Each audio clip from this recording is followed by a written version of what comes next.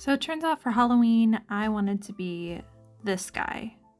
If you're not familiar with him, he is Beetlejuice from a Tim Burton movie, which is one of my favorites.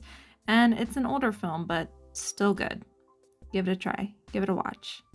So I know what you're thinking. This guy looks crazy, insane, and how could you ever make looking like him look good?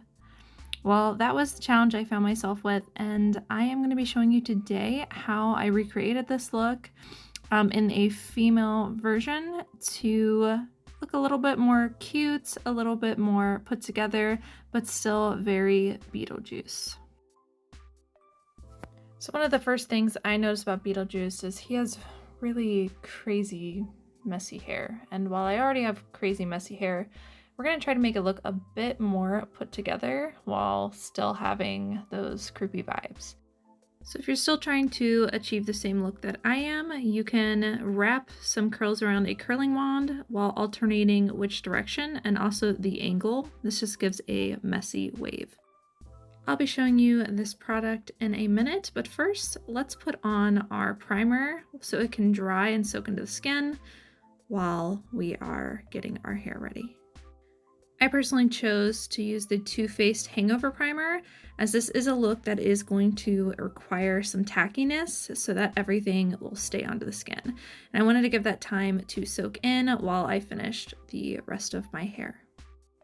So I just got some temporary green spray from Walmart. You could also use a wig.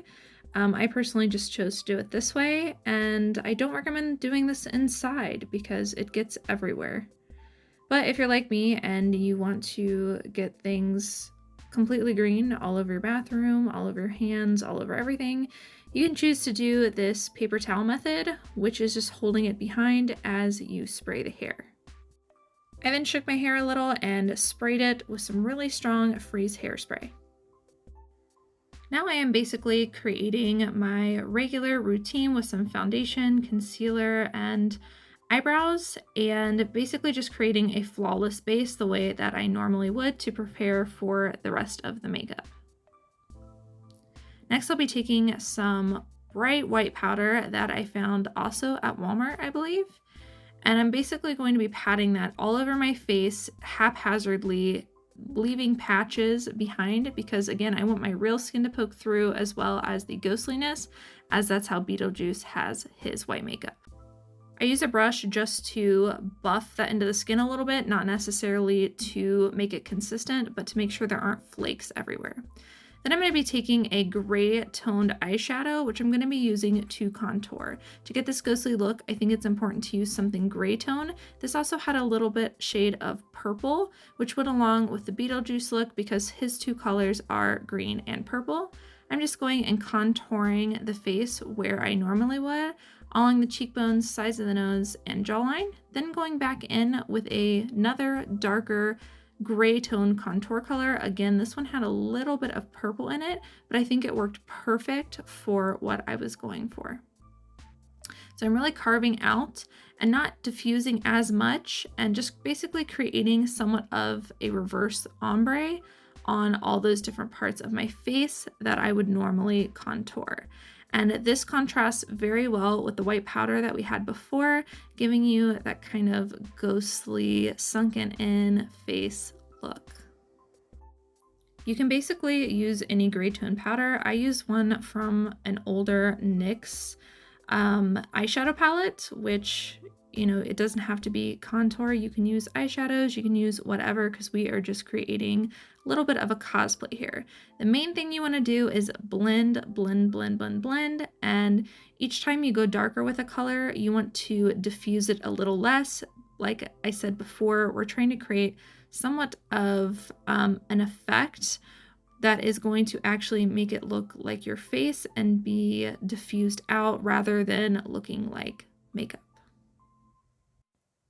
And because we are trying to look dead but still look cute, I definitely would suggest contouring your jawline if that is a look that you're going for. Like I said, I just contoured all the places that I would normally contour, and then I diffused the crap out of that by blending, blending, and blending, also getting the sides of the neck, making my eyes look a little bit sunken as well by putting it on my eyelid.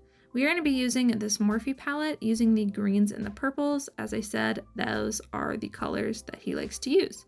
Taking a bit of that brighter colored green and just going along all of those contour places right above it to create a little bit of a shadow effect with that green. Now his face and the green spots on his face are not symmetrical, so you want to try to avoid doing symmetrical, and I definitely think you want to get along the cheeks and on one side of the bottom of your lip, as that is where his are the most prominent. So here you can see I'm just going through with that green and all the places that I had that contour before, trying to go right above that diffused line and make it not so symmetrical, and really going in with the color to make sure it's prominent. Next, we're going to go in with that darker color green, and we're going to put that right over top of the same spot. Again, just diffusing a little less to give kind of that ombre effect. This really helps to contour as well and really change the shape of the face while adding in a little bit of color. And yes, you even want to get your nose. So at this point, I'm just going back through and adding any color in. I also put some under my eyebrow here, again, just to not make it so symmetrical. Blending, blending, blending. Putting on a little bit of chapstick to prepare for that lip stuff later, and going in with some final touches and just darkening up the color however you want it. And this is what we're looking like so far. Next, we're going to be taking that lighter purple shade and rubbing it all over the eyelid, making sure to blend and diffuse. And we'll also be putting that onto the actual eyelid, doing that on both sides. Then we'll take a more flat brush and run it across the bottom lash line. I ended up taking that same shade on my finger and patting it onto the eyelid to deepen up that color a little bit. And this is a great tip if you want to use just one or two colors, but have a little bit more depth in your eye look. So next I'll be taking that deeper shade of purple, putting that on the bottom lash line tighter to my actual lash line, diffusing that out but not further past the lighter color, and then taking that same dark color, creating a V on the outer edge of my eye and diffusing all of that together with a fluffy brush.